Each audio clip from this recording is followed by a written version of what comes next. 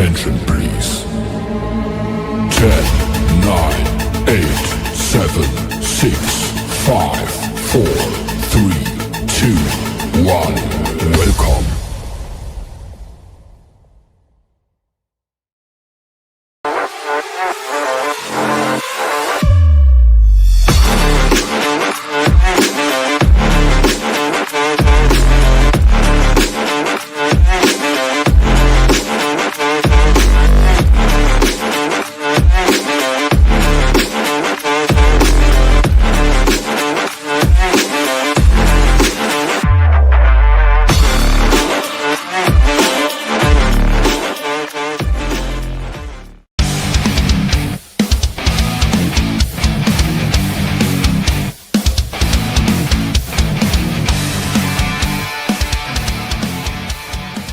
Sense them coming. Keep your eyes peeled. They're here. Ready the spear! They won't get past us.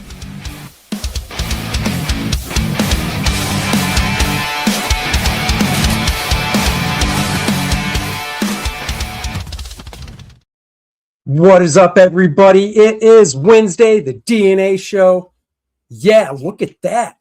That Kordrath had guns like me. Holy crap.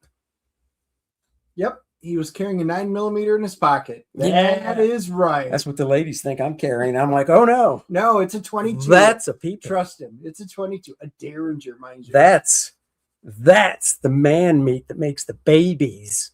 It is 3:30 on a Wednesday. We are here, and today we're going to go through this new fanzine comics, the magazine. I love stuff like this. There's been a hole in the market since Wizard went bye-bye. So we're going to go through this page by page and share thoughts. I read through it. Dennis has only looked through it. So yeah, and I can tell you, I already have it on my poll because it's $2.99. So right out of the gate, $2.99. Can't beat that. And yeah, did a little AI stuff with Kordrath and Adriana for that little trailer. And let me tell you, that is not what AI spit out. I got like 3 different videos. I had to edit it, split the audio, move the camera in and out. I did a lot of stuff to it. Probably spent 45 minutes on it, but still really cool what you can do with AI to make videos and stuff. So there you go. Dennis thought it was cool. He's like, that's way cool. To your mother. That's right. God, I can't see, even though I like lording over you, just the fact that looking and how you're lower is driving me crazy. Now, these are the same chairs we use, but we're at a different No, angle they're not. today for I doing don't, it. I use it. This is a different chair. Oh, it is. I No, use I that. thought you were on your other one. But No, yeah. it's too wide. Oh, I see it in the background. That's why I thought you were sitting in it, because you could see it when your head was there. Yeah. Looked like you're on it. Nope. So yeah, let's go through this. This show might be a little shorter because our buddy Aaron Lepresti is launching his black and white magazine, Barbaric Tales, featuring Dan Lawless and David Williams and possibly Gary Martin at 4 o'clock, 1 p.m. his time, 4 o'clock our time. So we might go a little shorter, and then as he goes throughout the night, who knows? Probably show up there too. Yeah. Well, some fun news. That's what using tools. Still got to do work as you did. That's right.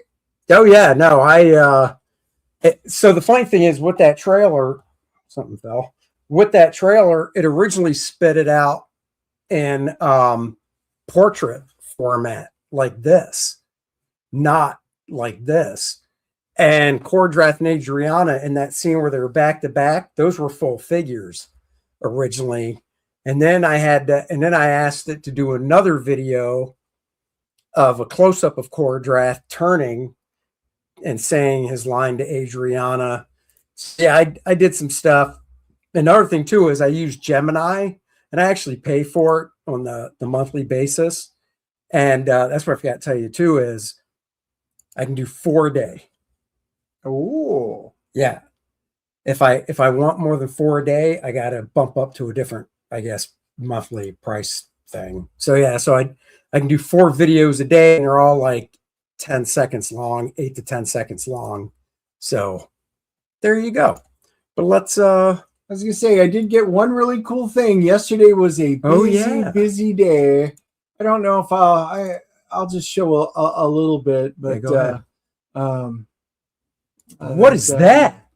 So yeah, guys, that's right. The Klingon ship.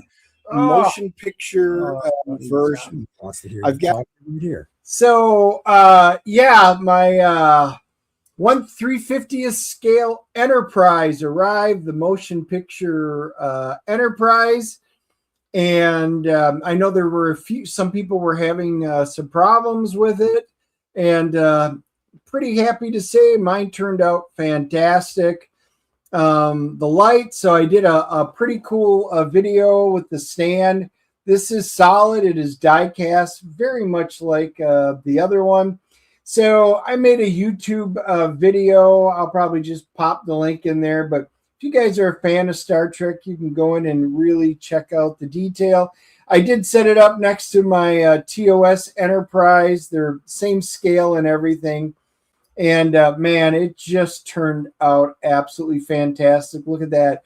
Even the little light that shows up on the aside from the motion picture when they're in dry dock and how they show it on there, they recreated all the details in this thing.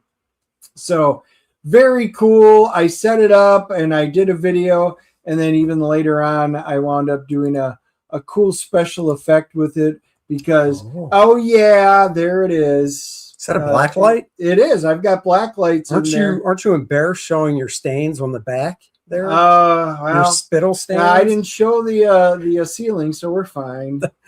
Dennis was so excited over these starships. You can see what happened on that. Look at that big stain there. Oh, come on. That is gross. Why would you show that? Boy, your excitement over an Enterprise. Susie's jealous. She's like, I can't even get him that excited. This is what I deal with, guys, every day. But anyway, just thought I'd show you guys a little peek. And it is on my YouTube channel, so make sure you guys are subscribed. You can go in there and check it out. I did a few shorts on it too, like a walkabout. I even do a nice little angle because they did the shuttle bay door and everything, and I've got a nice picture going in there. But yeah, absolutely fantastic. Nice. And I know Grok is free. Here's the thing. With the Core Draft logo, I took the logo into Grok, and because I was out of how many I could do yesterday, so, or 2 days ago, whenever it was. So I took the logo into Grok and I said, start tight on the logo to where you can only read a couple of the letters or even just the dash between Core and Draft. And I said, pull the camera back to reveal the whole logo because it's 8 seconds. So it kind of did that. However, and this is the problem I have with Grok, because I've noticed this with a few things. It took the logo and changed it to Card Wrath, KARD-RATH. And I'm like, I went and I typed back in. I said, I like what you did. Do not change the spelling of the logo. And it still did it. So I don't understand why Grok, I mean, you have to give AI very specific instructions. And I said, don't change the spelling, and it still did.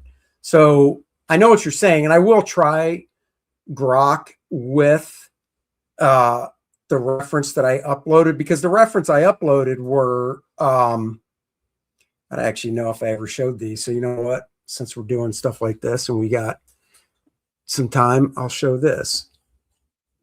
Let me... Can't wait to read Lilineth. Yep, Andy, I got to see some of the new pages when I came over today. Yeah, so very excited, everybody. And while Andy's pulling it up, there we go, guys. Yes, go back it if you haven't already. Lilineth, Infernal Conflict, hard at work on bringing this book to you guys. So I uploaded this to Gemini for the reference of Adriana. This, of course, I uploaded, this was probably 3 or 4 months ago, if not longer, my drawing of Adriana I did where she's standing in the same pose, had everything. And I just told Gemini to make it, you know, quote unquote, realistic. And that's what it did, which I was like, va va voom. Hell yeah. Let's cast this chick. And then I Only she also was real, Andy. oh, why? Why ruin my dreams? Dream killer. And then I also did it with Cordrath. So let me show you guys that one. I just got to find, I've got so much crap in this folder. Where is it? Actually, I have to even stand up because I can't read it from back where I was. Nope. Oh, here it is. Every text must be in quotations and reference your image as much as possible. That is after mentioning characters.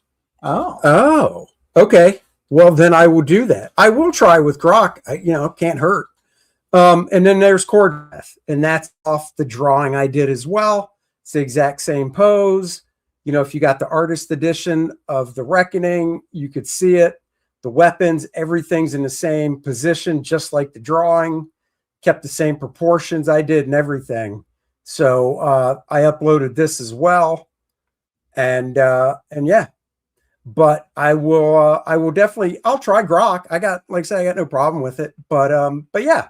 So this is what I uploaded because I didn't want to upload my art and have it interpreted or whatever. And I'm like, well, let's upload what they might look at as actual photos of people in the costumes. And that's the trailer that I mess with and stuff. So there you go. So yeah, every text must be in quotes, reference your image as much as possible. Cool. Yeah. I mean, I will definitely, I'll definitely try that. So, okay. So let's get on to this. On to the topic at hand. Let's see. Extra camera. Okay. I didn't think that was going to work like I thought. So the way we're going to do it is we're just going to switch the camera. Well, while he's looking to do that, guys, we are going to be seeing Ready or Not 2, Here I Come. In the theaters tomorrow, we were going to try and get in to see Hail Mary. Boy, that movie has sold out quick, and we're got a very small window in which to see it with so much going on. So we will hit Hail Mary next week. So we will be seeing Ready or Not 2, Here I Come tomorrow in theaters. That's right. All right, guys. So this is it. The new fanzine magazine called Comics, the magazine #1, cover price $2.99, cheaper than Wizard, dude, right out of the gate. And it's saddle stitch, so they're not wasting money on it's got to be perfect bound. It clocks in. Now it's thinner. It clocks in at 48 pages. That's fine. $2.99 full color, 48 pages. I'm good with it. So we'll go through this. This is actually kind of fun because Dennis, like I said, didn't get a big chance to really go through it. So ad, which I'm like, oh, that's cool. I didn't even know about their Spider-Man books. Nice tight table of contents. They're packing a lot in. Speaking of Spider-Man, Andy, did you see the new trailer? I did. Did you? Yes. And? I think it looks good. I will say it almost looks like he's pining for MJ and his friends he doesn't remember. And I was really hoping they were going to be done with him. Yeah, and I was just like, that would have been a perfect time just to sever all those guys, move on, and they're not. But we'll see. It looks good, though. I mean, I have way more hope for that than they pulled a couple cover homages in some of the scenes. I don't know if you caught those. The first Spectacular Spider-Man where he's fighting a scorpion. Oh, yeah. Somebody pulled a screenshot. It's just like the cover. Oh, let's see that. And then cool. Amazing Fantasy 15, that was in the trailer where he's swinging, holding the guy. Yep. And then I guess there's a McFarlane type pose. But I don't know if this is true because I read it on the internet. Apparently, do you know who Sadie Sink is playing? The redhead chick from Stranger Things? Firestar. Yep, you read the same thing I did. She's playing. Actually, Joe Bernardo, who's not in the chat, messaged that to me, and I said, yeah. Felicia. I hope that's correct. Yeah, I do too. I really hope it would make sense being in high school and everything like that, because and I do like her as a character. All right, so then we move on to, of course, an ad, a letter from the magazine. So basically, from the editor, just saying, "Hey, thanks for buying the magazine." Kind of talking about what it's about and stuff. I assume every issue will have one. We've got the publisher, art director Rico Renzi. Rico used to work at Heroes Aren't Hard to Find over here, the comic shop. Right here in town. Yep. And it's been years since he's worked there. But he was coloring when he worked there. And then, he quit when he was, basically went to coloring full time. So Rico's the art director. I'm pretty sure he still lives in town. So that's cool. I like the layout. The paper's nice. A mailbag, and you're like, what mail? It just came out. It's actually kind of funny. Chip Zdarsky, the writer, they kind of have a back and forth. So like out of the gate, it's Dear Comics, the magazine. You'll be hearing from my lawyers. Regards, Chip Zdarsky, publisher, Zdarsky Comics. Hi, Chip. Adam here. We worked together, broke bread together. We had a whole conversation about this, right? Either way, thank you for writing in. Dear Comics Magazine, please disregard the previous letter. I thought you were ripping me off, but then I remembered that I basically begged you to make this since I can no longer make Zdarsky comic news because of my legal troubles. So it's actually kind of fun, a little back and forth like that. Then we get to the first article, which is How to Make Absolute Batman. I thought this was cool because it's an interview between, this is probably their biggest section in the book. It's an interview about, well, I should say with the editors, Scott Snyder and Nick Dragotta and Frank Martin as well, and the letterer Clayton Cowles. So they're interviewing the whole creative team and taking you through the process of how far back this went, and basically going from just talking about it to print. So I actually thought it was pretty cool. Art-wise, I would love to have seen this as a full page. So I know they're limited on page count, and they're obviously trying to sell ads, but something like that for a comic magazine, I think, I would like to. I'm an art guy. What can I say? It's $2.99, Andy. Hey, you shut your mouth. It's $2.99. It is. Suck it up, Buttercup. I will. I will say the funny thing is Scott Snyder didn't want to write it. Oh, like that was the big takeaway for me reading this is he basically came up with this idea of the expanded, different universe. He didn't want to write it because he was so tied to Batman already. Yeah. And he was talking to, I can't remember some names if there were any thrown out, but he was talking to I think it was a writer friend of his about it, and after he gave him like the pitch and stuff, the guy's like, why don't you just write it? Scott's like, yeah, I guess you're right. Yeah. so that was neat. So that was cool. And it's what is it? That's the one thing I don't like is when page numbers come and go. So that's page 14, 13, 12. Actually, it's pretty even now that I think about it. It's not the huge chunk. It's only 1, 2, 3, 4, 5, 6-page article. That's cool. How to make Absolute Catwoman. So they delve into that and stuff.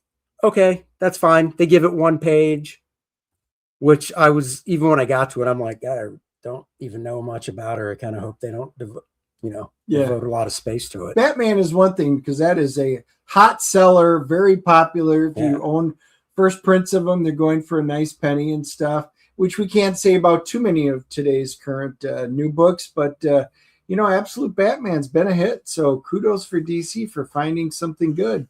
Yeah. And then we've got just kind of a parody ad where they get that idea from. Oh, God, look at that. And then 1-page article. So I do like this. It's only 48 pages. Wizard was like, what? Do you remember? It was over 100, wasn't it? Yeah. Yeah. Prestige format. It was bound. Yeah. But it also had in the back, your price guides for comics and hot toys and things like that. Some of the pop culture stuff, which wasn't very accurate, but everybody went by it. Therefore, it inflated the prices. I'm not going to spoil it, there's something in the back of this kind of like that Oh boy. that I can't wait to get your take on. Oh geez. So being 48 pages, they're doing these one little page articles like the Catwoman, Ronda Rousey talking about her graphic novel that she did with AWA. And I can't remember who co-wrote it, but I know Mike Deodato drew it, and just talking about how she got into comics. So that's pretty cool for a one-pager. Got to deal with the ads.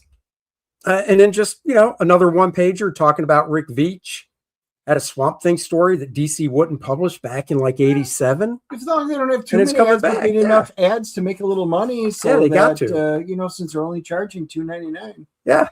Less than the price of a comic. And this is kind of cool. A 2-page article called The Crossover, talking to Tony Fleeks, who actually is the interviewer as well. But he's talking to Scotty Young and Kyle Higgins, because basically all these guys have done stuff in the mainstream and create their own stuff.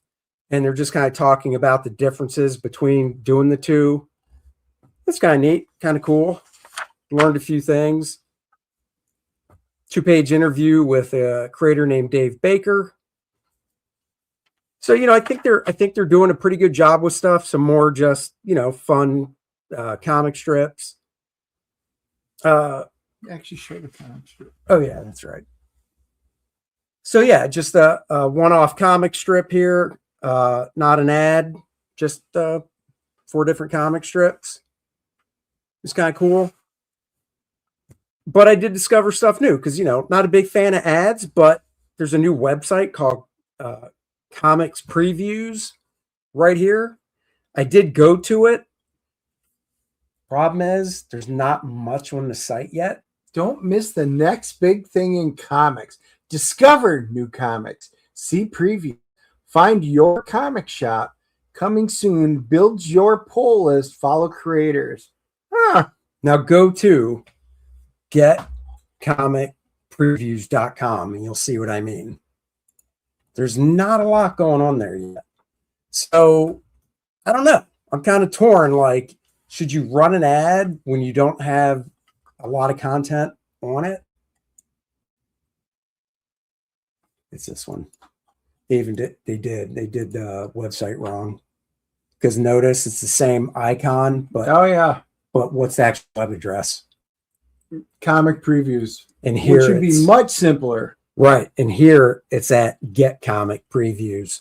So I don't know what happened there, but it is what it is. It looks like an interesting site that's, could build to something new. So we'll see.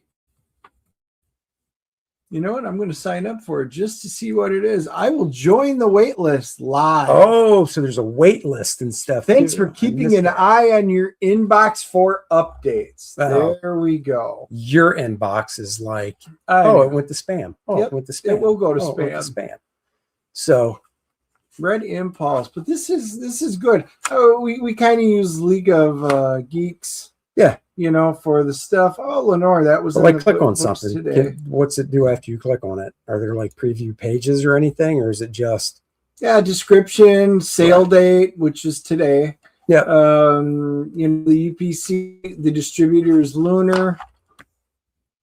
So yeah, pull list coming soon. Well, maybe this is what we need to get our comic book shops on. Yeah, maybe that's where they're going. And maybe this will be a lot easier than League of Geeks. Now, this I found really interesting. How do we get here? A brief history of fanzines, and it goes through. I'm not a history buff when it comes to this, so I'm going to say they did their research, and it goes through all the fanzines. They're starting at 1960s with Alter Ego. And they break down the decades and what fanzines came out, how long they ran for, obviously how many issues, who ran them, and stuff like that. I got to admit, I thought that was really freaking cool. The first fanzine I ever got was in the 80s, and they listed it, Comics Feature. I only have a few of them. I do still have mine. Ran for 57 issues. I had a few Amazing Heroes. The big one, though, for me was Comic Scene, which I didn't even know. It only ran from 82 to 83 for 11 issues. And I probably had most of them. Now I only have a few of them. And then it picked up again from 87 to 96 for 56 issues. Huh. I mean, did you buy any fanzines back then? I think one. You remember the title? Yeah. And then Comics Interview, of course, from David Anthony Kraft. That ran for 150 issues. I did buy a few of those, which I still have. So that was cool. And then, of course, you get to the 90s, and there's Wizard, Comic Shop News, which I didn't think was still coming out. But apparently it still does, because it says 1987 to present. And I used to see that that's literally a newspaper, but I haven't seen that in a while. But it says to present, so I don't know. So yeah, so I actually thought this was really freaking cool. And then you even get to the 2010s. I do remember Mark Millar tried to give it a shot for 3 years, 24 issues, called Clint. But, you know, if you look at the title down here, it says Clint, but it also, that's one of those words that you want to make sure you separate the L and the I, because if you don't, it sounds like country without the tree or re. Well, this show just went off the rails. Well, it's true. When letterers used to hand letter comics, they had to be very careful about the spacing if they did the word Clint, because when it reduced down. Oh no, I fully understand that. Same with flick. You can see it just right there if something kind of gets in the way. Same with the word flick in comics. It would run together, and it would be, the dirty F word that I won't say, because this is a classy show, and I'll stick to it. You get the Comics Buyer Guide. You got the Comics Buyer's Guide doesn't come out anymore, but you got it every week. That's pretty strong, because I think I got the Comics Buyer's Guide in the 90s for maybe a year or two. And then I was just like, I don't need to get this anymore. Same here. Yeah. I think I subscribed to it. Yeah, so did I. Then I was like, yeah. It was just like, okay. I mean, it was fun getting something like that. And then they do this nice little graph or chart or whatever showing each magazine and how long they ran for, color coded. So that's pretty cool. Jim Rugg took out a full page ad. Wonder how much those go for. Have to check. And then, kind of like Wizard, they're doing their own art school. It's cute. Art school spelled wrong. Okay. I don't know, for the premiere issue of the magazine, they're starting off with, so the artist they're using this month is Andy McDonald. I don't know if there's a different artist every month or not. I have no idea. So we'll have to wait and see till issue 2. But they started off with pouches. How to draw pouches. I mean, I don't know. It's, it's like, I can kind of see it, because if you start off with like, let's draw the figure. I mean, that's really hard, to do. This says a little ink bleed made Clint Barton's name take on a whole new meaning. Yeah, it did. Barton. Tree. Barton. Really? Country Barton. Didn't need to explain it, Andy. Didn't need I said country Barton. I heard you. Yeah. So anyhow, the first issue, the art section, how to draw his pouches. I mean, the guy, look, I give him this. Really, really well done. Because when I saw on the table of contents, it was how to draw pouches. I was like, well, that's an interesting take for the first issue. But really well done on how to draw pouches. And it takes up 2 pages. So there you go. Look at that. Look at that ad. Recognize that, don't you? Oh, yeah. Drawer boxes. We can testify. You see him in the background of my office. You see him in Dennis's when he shows pictures. Well worth the money if you've got a big collection. Drawer boxes make it so easy. Even if you got a small to medium-sized collection, they are sturdy. They protect them. Best investment you can make right there. And this is not a paid promotion. Just Oh. I've been using these for Rockford, so 20 years. 20 years. I didn't know they've been around that. Yeah. 20 years. Guys, once again, definitely not a paid ad, but there are knockoffs that aren't as good because this guy, there's yeah. a number of them. They're just not as good. This guy went into big lifting with the design of these things.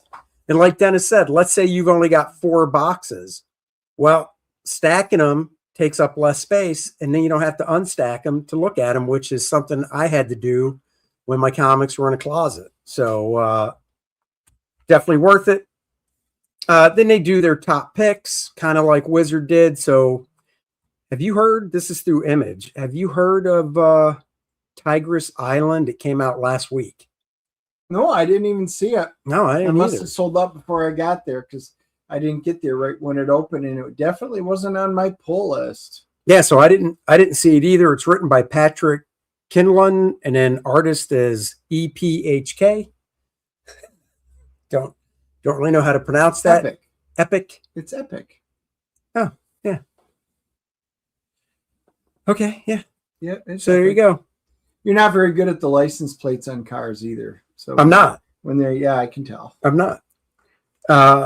So that's one pick. Let's see why they love it.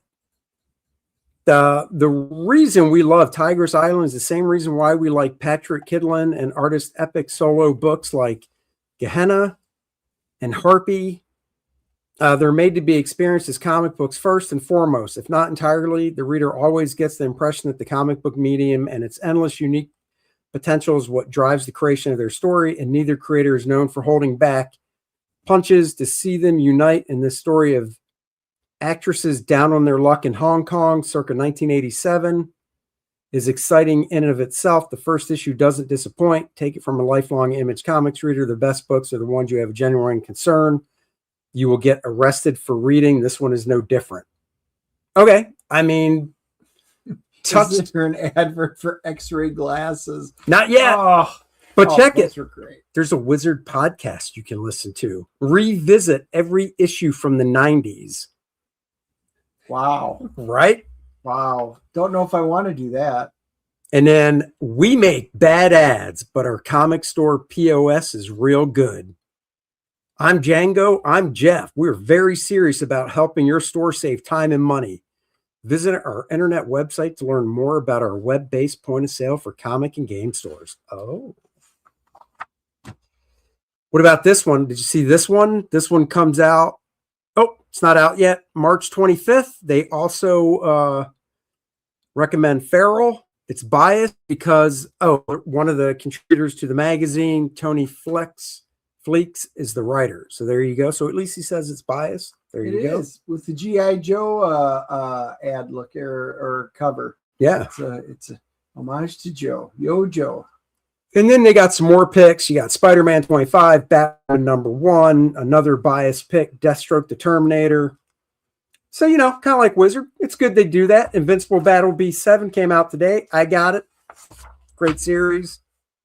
And they give some love. I got Lobo #1, and Dennis bought himself the Facsimile of Phoenix Untold Story, which I'm sure he already owns multiple copies. Many copies of it, different versions. However, this was a foil, and it was in my pull list already, or pull box. So he already pulled out the foil for me, so I'm not saying no. That's right. When Dennis sees a foil, it's on. That's right.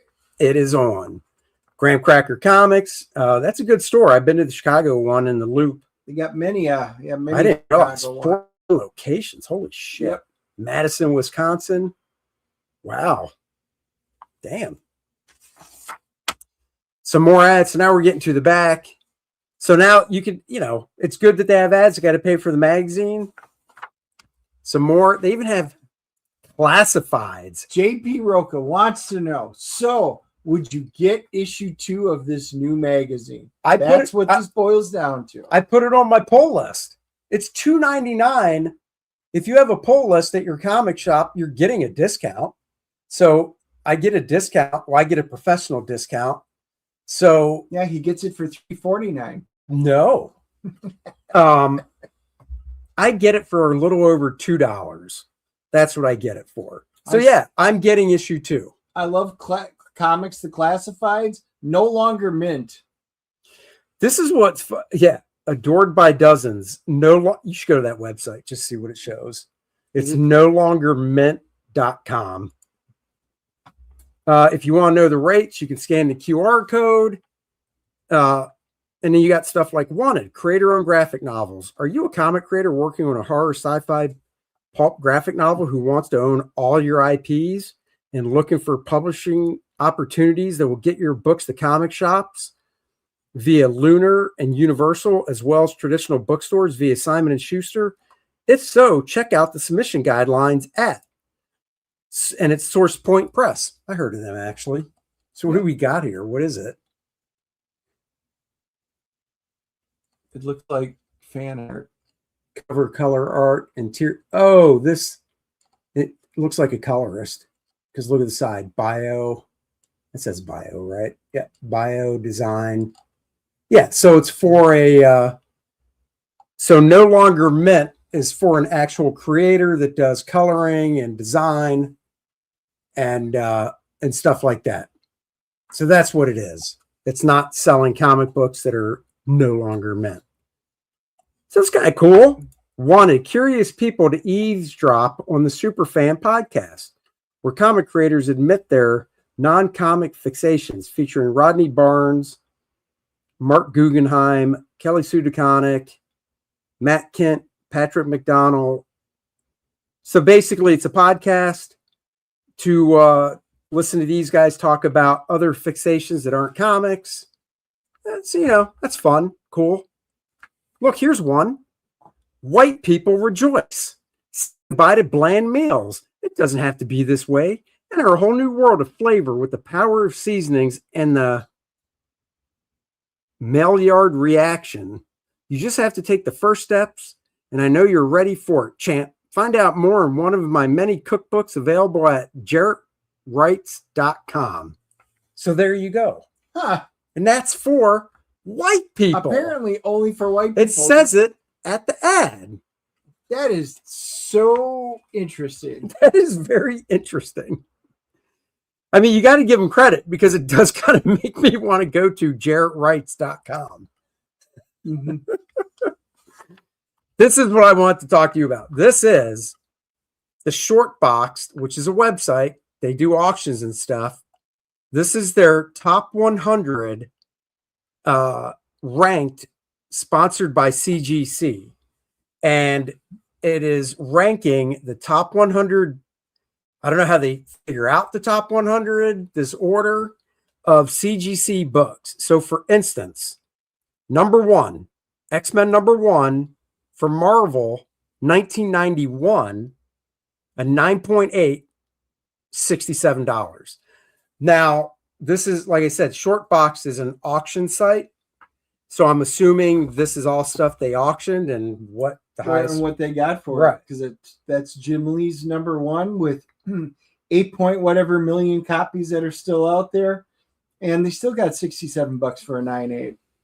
But like, this is where I'm confused. Like, number 2 is Absolute Batman number 1, 9.8, $380.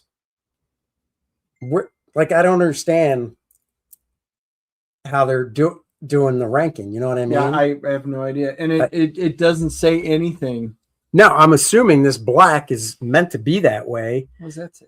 But the problem is you got this black design down here. So I'm wondering if there was supposed to be white text here. I don't know. That would say, here's how we figure Right. out our rankings. Or is this just his personal ranking? Because Shortbox is a marketplace for buying and selling comic books trusted by over 100,000 collectors and dealers with over 75,000 books listed for sale on the marketplace and auctions ending daily. And they have an app as well. So I don't know. I literally have no idea. I'm almost thinking now that I'm looking at this a second time, there should have been some white text here with an explanation. Yep, that might be an oops. Yeah. Or it could be, like short bus, like what you went to school on. Oh, but here's one. Spider-Man 129. What's that one? Do you remember 129? Yeah, it's The the death. death of Gwen Stacy. 7.5, $1,579. Oh, wait, 129? Mhm. Punisher. Does that go right? 7.5, $1,579. Yeah. A 252 newsstand, which is I know what that one is because I still have my original 9.6, 425. Which could be what the new movie's about. Could be because organic web shooters. How do you feel about that? I know, and I don't know how I feel about you that. saw his eyes were black in the trailer in that one scene. Is it just black? Could it be that? Could it be Venom? But why would they do Venom when they had the entire Venomverse? Don't know. These are all questions. What's that say? Because that's a. Well, it just says Absolute Batman #1 is still on a heater, 10 printings deep, and it's the tent pole of. It should be the Absolute line. It says, of an Absolute line that's already cleared. So that's right. 8 million plus units, 3 million of that from Batman. So, but why is it #2? Don't know. Why is that? Like, I bet there's supposed to be text here. I'm hoping issue 2, because I think this is going to be in every book, every magazine. Well, if they're going to do that, they're going to watch our video and they're going to realize they did an oops. But then here we go. Predator #1 comes in at number 76. Predator's having a moment again. New film buzz, the animated series, game updates, and Marvel's recent comments push helped lift Predator #1 into January top sellers. Okay, so I bet there's supposed to be text because that's the first I've read that this is for January. All right. So this is January. Now we know January's top sellers. So maybe the other thing is X-Men #1 because it's a 9.8, but it sold more copies at a 9.8 than Batman did at a 9.8. Could be volume. Right. What's #3? Marvel Superhero Secret Wars #8, which is the black costume, 9.8, $532. Yep.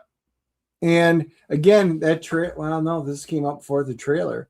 Because I say that might have something to do with it. Spider-Man Silver Edition, Amazing Spider-Man 300. Yep, it's Venom. So the Venom stuff's starting to kick again. You got Spawn #1 in here, #6, Mutants 98, which was Deadpool. No, yep. 98 was Deadpool. Yep. 98, Deadpool, 9.6 for 446. Ooh, a giant size X-Men 1.50, 1479. That could have been yours.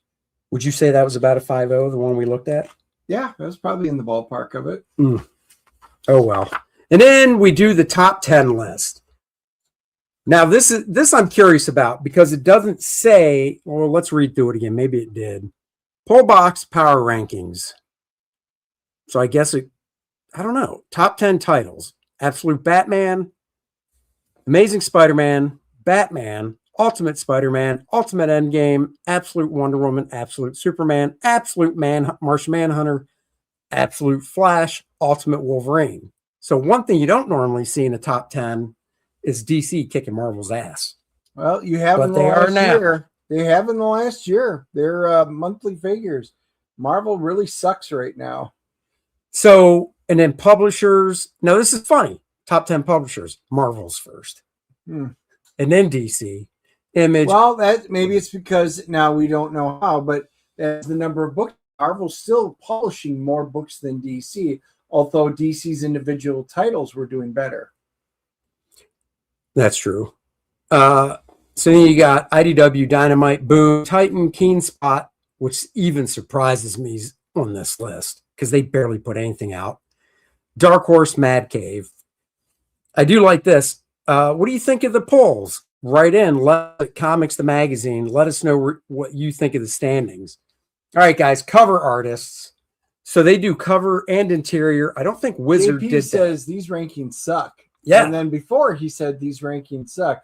I think he's got something to say. Yeah, well, so okay, top 10 cover artists, Nick Dragotta. Okay, I mean he's doing covers basically on Batman, Absolute Batman. Dan Mora. I got to be honest. I'd put Dan above Nick. Dan does a lot of covers with different books. I'm pretty sure Nick is just Batman, and I think Dan is a more popular artist. Hayden Sherman is Absolute Wonder Woman. Marco Cicchetto, whatever, is Spider-Man. Jorge Jimenez, I think he'd be higher on the list. Rafa Sandoval for Absolute Superman. David Nakayama, which I believe, doesn't he sign his DNA? I think that's the guys in the chat. Let me know. Does David Nakayama sign his covers DNA? I think so, but I'm not sure. But this is interesting. Brad Anderson. I thought Brad Anderson was a colorist, which I'm fine with, but maybe he's not. I thought he was. I don't know. Our Spider-Man buddy says he does. What was that 2 words? What's that in reference to? I already forgot. No, you asked if he signs a DNA. Oh, he does. Yeah. Yeah. Okay. Now that dude, when it comes to cover artists, that's all this guy does.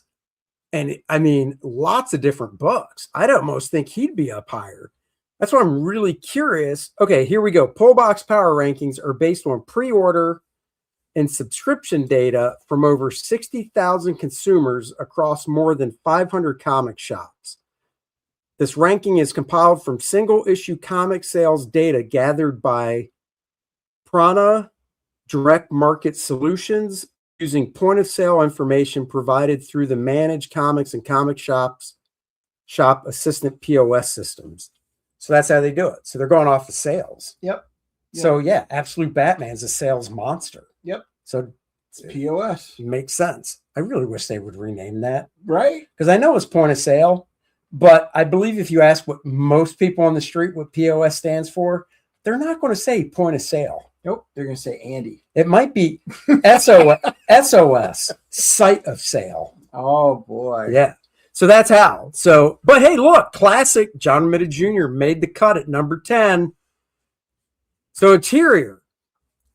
Now this was based on, did it say the month? Pull box based on, it's got to be based on a month because Jock is number 1.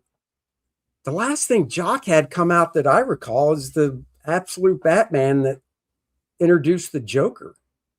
That's it.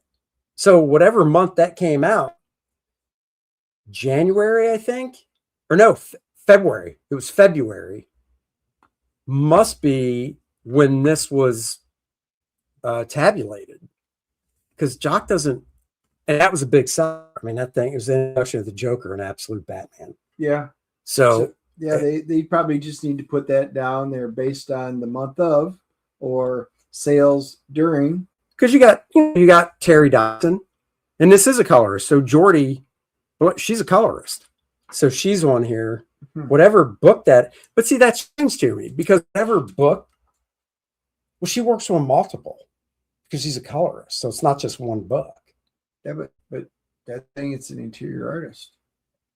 Yeah, she does. She colors, and she's an artist. So I mean, it's fine, but I don't know how I feel about it because she can color multiple things, whereas each one of these people are doing one book at a time. You know, it's almost like you need to have a separate list for colorists. Yeah. You know? Yes, because when I think she's of colored. interior artist, Well, no, but I'm thinking pencil inker. right.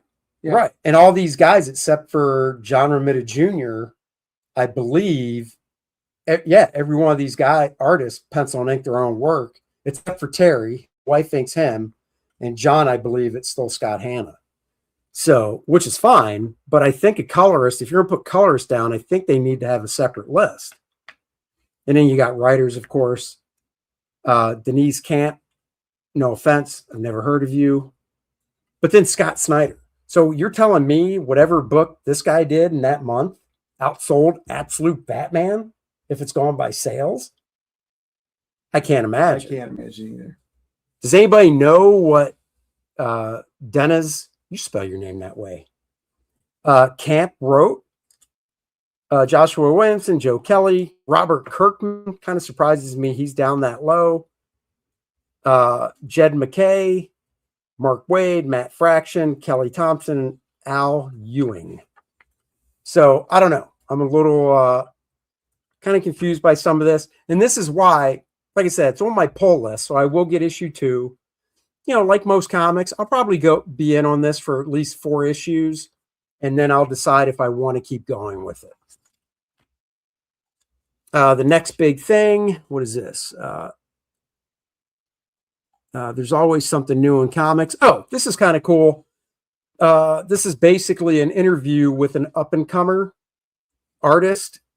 You see some of his art here. You see it here in these 2 pages. Obviously, the guy's manga influence, which he says. Let me see if I can get the artist name here.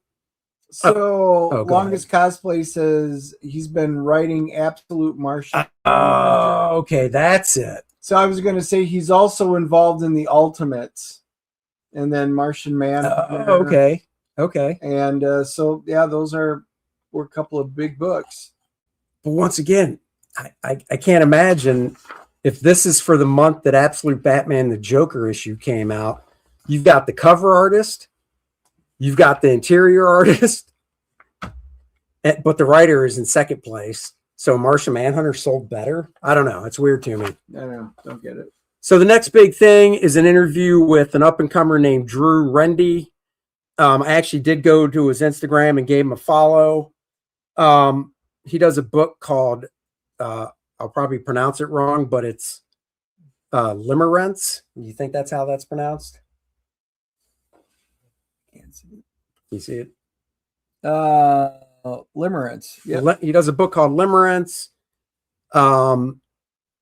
It's a 40-page action-adventure fantasy comic set in a reimagined San Francisco where we follow Sengo on his self-destructive warpath to finding his father.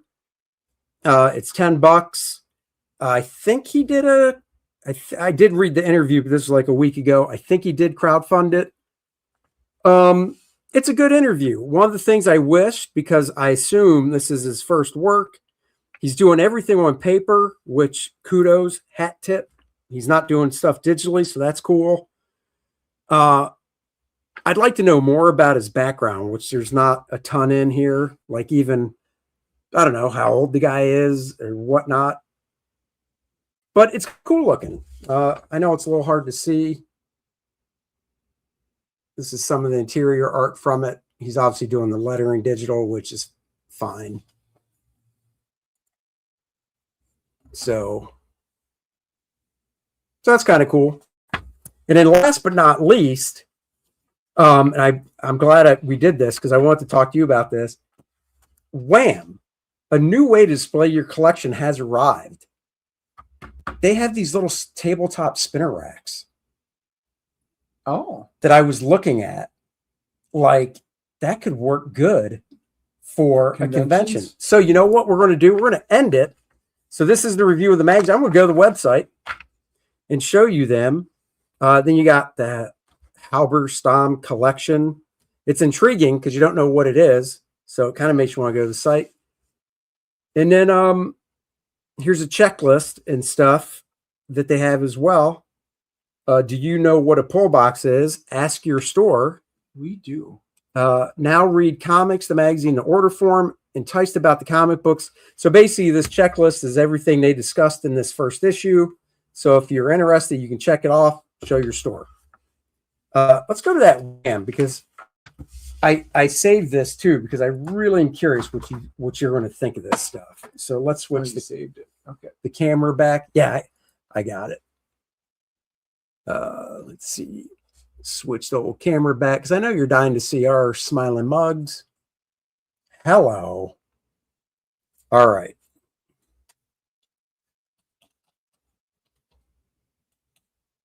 Wham. Wake me up before I know, you go, dude. That's all I could think about. Honestly. Or it's a careless whisper. Careless whisper. Or freedom. Okay. So check this stuff out. I'm very curious what you think about this.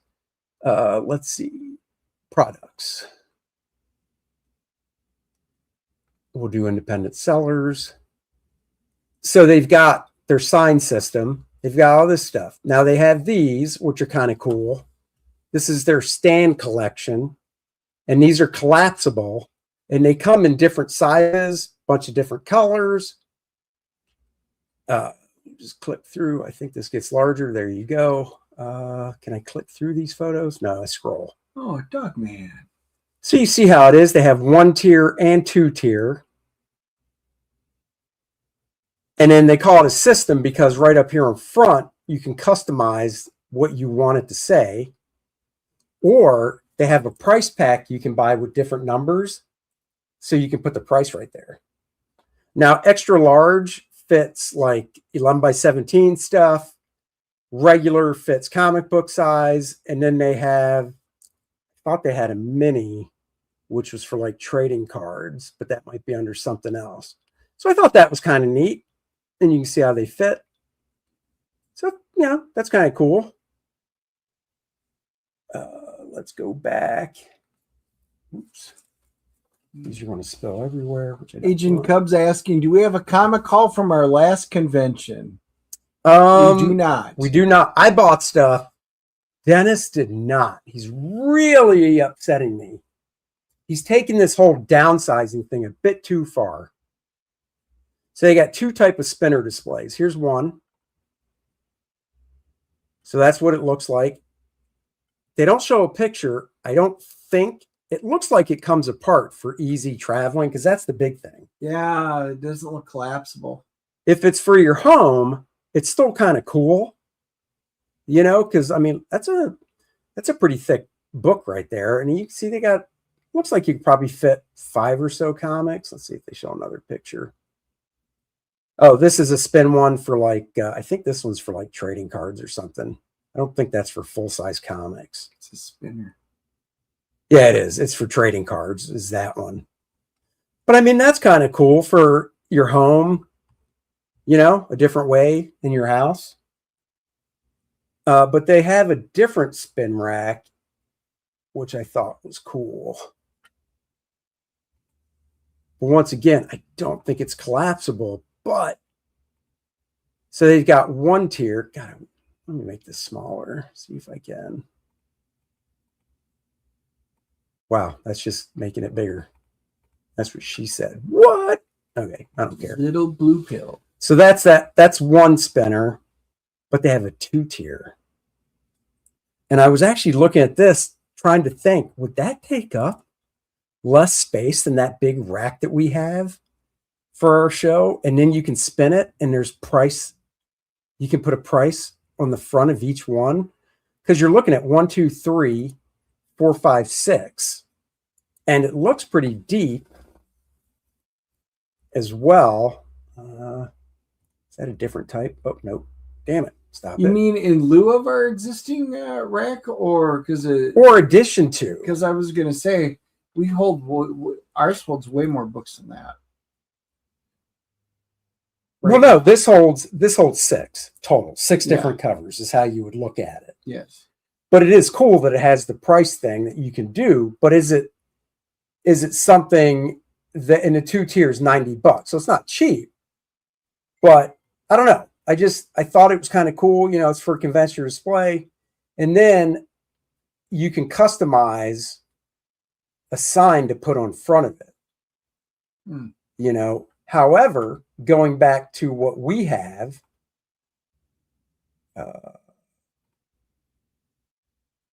you know, you can get like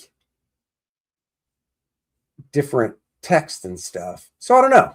It was, I looked through the site for probably about, I don't know, just like 45 minutes that night last week. I'll send you the link. Yeah. You know, because they definitely have a lot of stuff that I think, you know, independent sellers like us could use. What do they have under individual collectors? I mean, basically same type of stuff. You know? Justin said to zoom in and out, hold the control and scroll wheel on the mouse up or down. Oh, no, I know.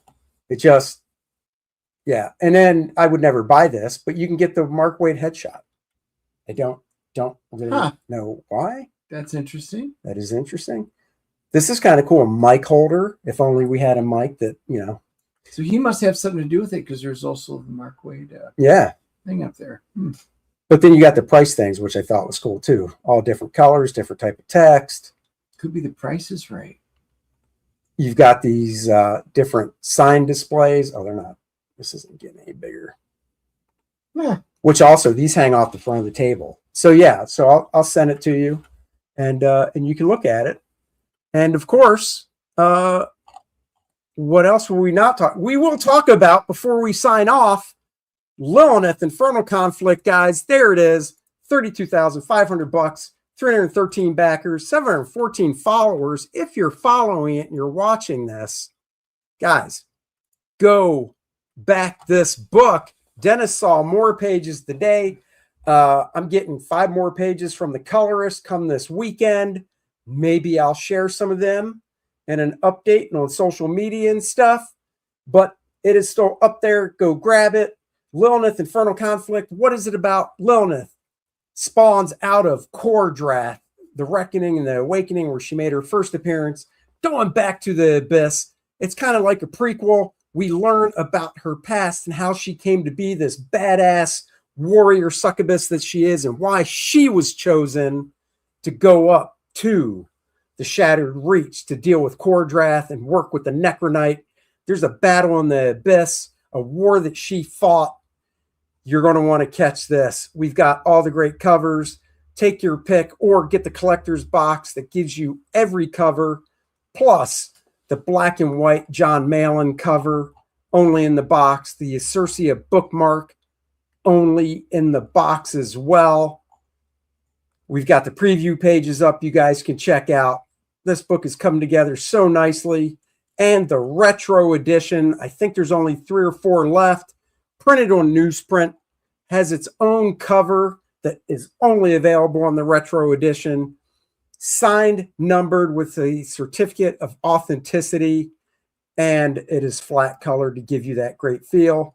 Calendar's still up. I think we're going to be taking that down in the next week. We're into March now, so this calendar is probably going to be coming down. So if you want a calendar, you either see us at a show or you can get it delivered right to your mailbox, and it'll go out ASAP. Minifigures, the First Man new short comic with the short story, the pencils, the inks, all included in it. And 40 grand, the magnet, which we're almost at 40 because this is 32.5 and this is 4777. I'm not doing the math, but that's over $37,000. So we're getting close to that magnet for all the backers. And of course, at 55 grand, Bart Sears, 4 paid stories added.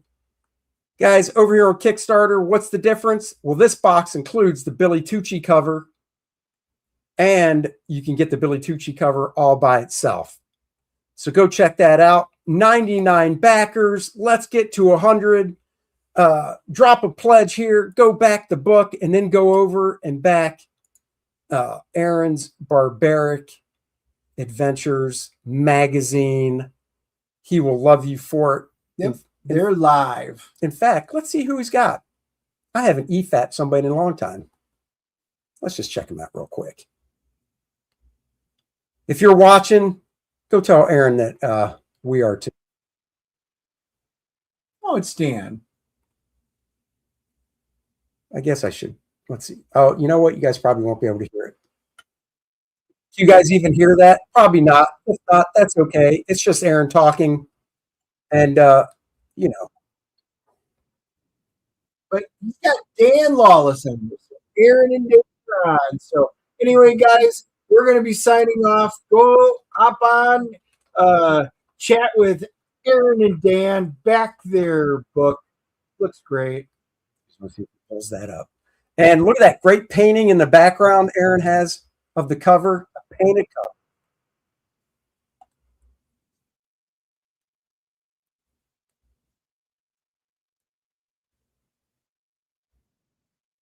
Gross. All right, we're not EFAPing them anymore. Guys, we'll be back next night, and we're catching a movie tomorrow, Ready or Not 2, and you'll see that review after the movie live from the front seat of my car. Maybe the back if you give us some super chats. Bye-bye, everyone.